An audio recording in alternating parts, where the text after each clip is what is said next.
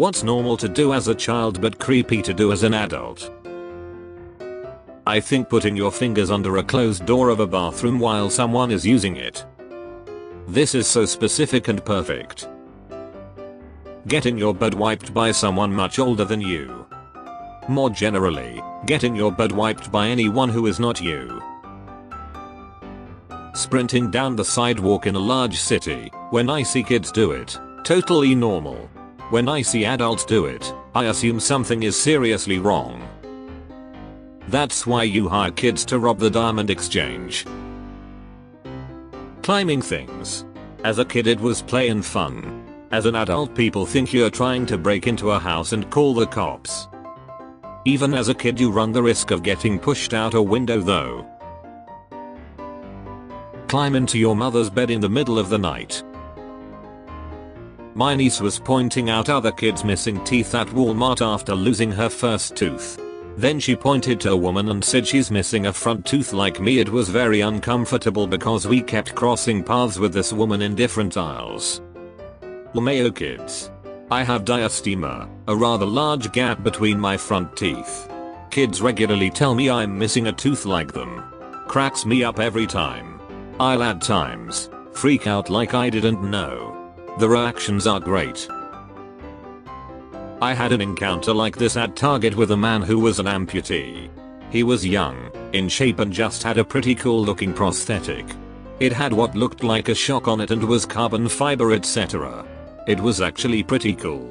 My daughter who was 3 at the time kept asking me what was with his leg and I don't like to be the kind of person to be like shhh. Don't look at him because I actually think that is more rude. So I walked my daughter up to him and said, sorry man, my daughter has a question for you, and he was like, okay, what would you like to know little lady? And she said, are you a robot? He looked at her and said, I have a robot leg but I'm not a full robot, not yet at least. She just smiled and said, I like your leg. He just smiled back at her and said, I love my leg, and thank you, you made my day. He thanked me and said most people shush their kids and walk away from him. Basically, it's not like you don't know you have a gap in your teeth. It's not like this guy doesn't know he has a cool leg. Instead of making people feel like outcasts, ask them. You never know how cool a story someone has. Standing by your parents' bed, staring at them waiting for them to wake. They weren't sleeping. And now it's your nightmare. Run, scream, and cry in public. Running anywhere and everywhere. And skipping. Running around in public wearing nothing but a shirt and diaper. Yesterday my son, 11 months, had a nappy blowout so I had to change all his clothes. While I was fetching a new outfit for him, he crawled to the glass front door, stood up and started waving to our neighbor in literally nothing but a pair of socks and all his tackle hanging about. The neighbor laughed and waved back, but I feel like it would have been a slightly different reaction if it had been my husband waving to him buck naked but for some socks. Pull your pants all the way down to your ankles when peeing at a urinal. Tell that to the weird kids at school in elementary middle. Playing with children you met outside. Luring them back to your dilapidated house. To play with Legos. Nap in a nursery. Yeah, but they're so quiet and peaceful.